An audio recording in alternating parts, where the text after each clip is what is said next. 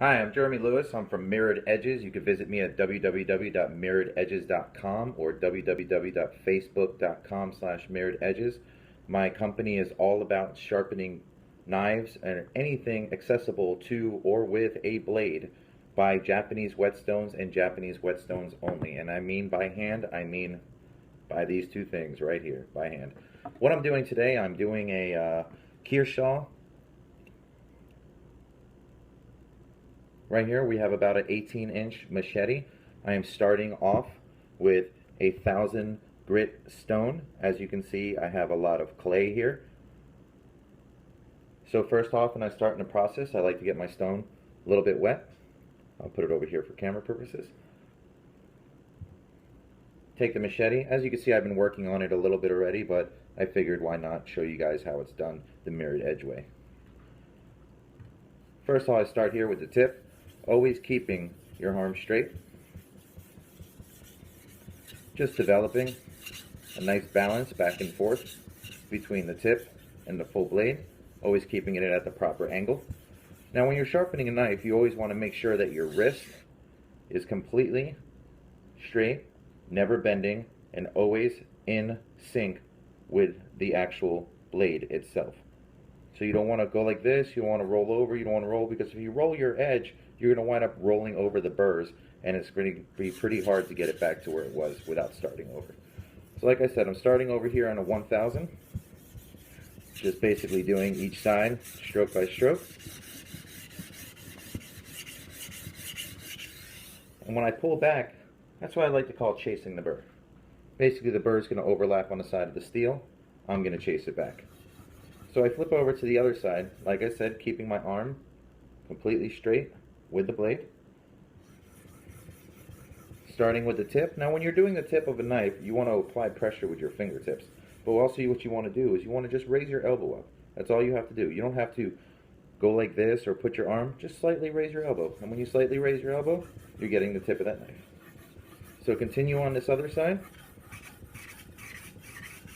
And you always want to listen for the same sound. You'll hear it.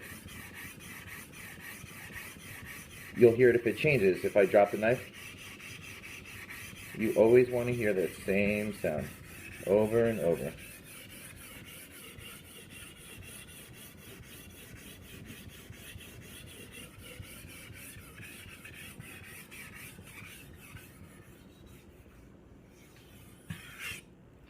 So now what I'm going to do is I'm going to drag from the back to the front, chasing the burr. What this basically does is take both burrs on each side and it lines it up. If you can hear it close, that's the sound you're looking for. So basically that means you're done with the 1,000 grit. So now we're going to flip over. I use a combi stone. This one I really like the most. It's a 1,000, 6,000. Usually people go 1, 3, 4, 6. Not me. No need. So first of all, sit there, give my stone a nice little lather. Take my towel, give it a little dampness. Now when you're cleaning a blade or you're cleaning a knife, what you want to do is not pull this way. You want to go from the bottom, pinch, and go up towards the end of the blade. Basically you're removing all the excess burrs. And another trick is, what I like to use, the wine cork. Take the wine cork, put it right there, and just pull, and all your metal shavings will go right into that wine cork. Oh, that's coming along just nicely. So lock in my stone. Now with a 6,000 stone, the thing is all you're doing is polishing the edge. So you really do not want to beat the knife up. Slow strokes on the 6,000. Slow strokes on anything 6 and above is what I say. So same thing, start with the tip, nice strokes. All you're doing is polishing. If you push too hard on a polishing stone, basically what you're going to do is you're going to dull the edge.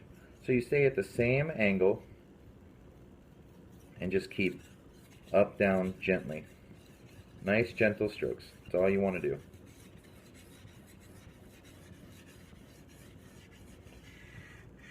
Now you don't even need to do a lot of finishing on a finishing stone. All you basically need is maybe one pass on each side. I hear people say 10 minutes on this stone, 10 minutes on that stone. Unnecessary. If you really did a great job on your 1000, your 500, your 120, your diamond plates, no need for you to go 10 minutes on a 6000. I usually just go one turn each side, top to bottom, bottom to top. Once again, chase the bird. Oh, that thing is sharp. So on this time, I just take the wine cork again. Just pull all the metal shavings off. Take my rag, clean the blade, make sure it's nice. Now after I'm done with the 6000 stone, put the stone away. What I do is I switch over to my strop. Now strops, I think, are the most important things in finishing a knife. A lot of people use steels. Not a fan of them. The only time I ever use a steel on a knife is if I'm using a German knife. Why? Because it has a thicker metal, it's a heavier metal, and it takes a little bit more abuse than a Japanese knife, which has finer, thin edges, which will crack on you if you hit it the wrong crack or chip. So this is my strop that I have. I got it from stropman.com. You can visit him at www.stropman.com. As you can see, he burnt my company name into the strop for me. It's a 4-sided strop. Basically, we have one flat side, we have a rough side, medium, fine, and then we have that nice smooth finishing. So what I like to do is I skip number 4 because that's a little bit too rough for some blades. So I put it over onto number 3, which is a nice finishing. Apply even pressure, backstrokes. I do about 3 per side.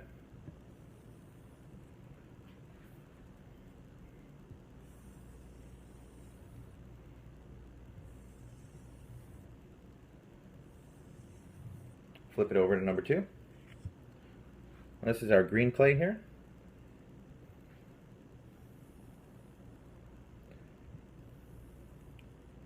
So basically the clay order that I go in is 4, which is black, which is going to be your more or less, I'd say like a rougher clay. It's going to give you an abrasive. It's probably going to give you a little scratch on the edge is what I call it, you know, taking all those burrs off completely. And then number 3, I go with a white clay, which is a fine clay, but it's not an extra fine clay, which we call the sharpening clay. And then we go for number 2, which is green, which is the extra fine. And then on that note, we just stroke back 4 times. Now I go to the finishing leather side. This side, do about 5, 6 times. Nice.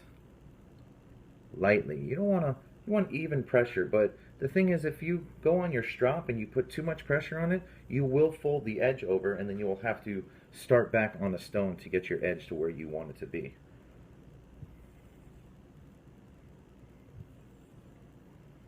Okay, so now that I'm done with my strop, basically all I'm going to do is I'm just going to take my towel, wipe the blade off. I want you to take a look at that edge.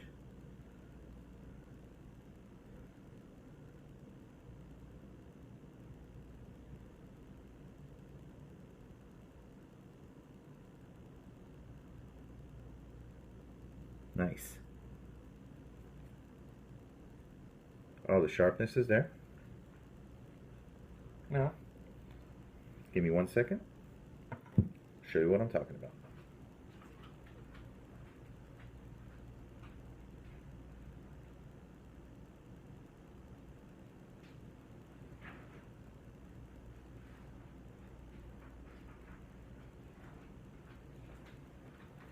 The famous paper test.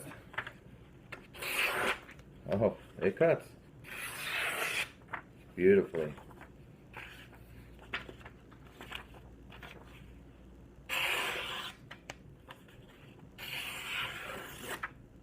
And that is how you sharpen a machete on a Japanese whetstone. Hope you enjoyed.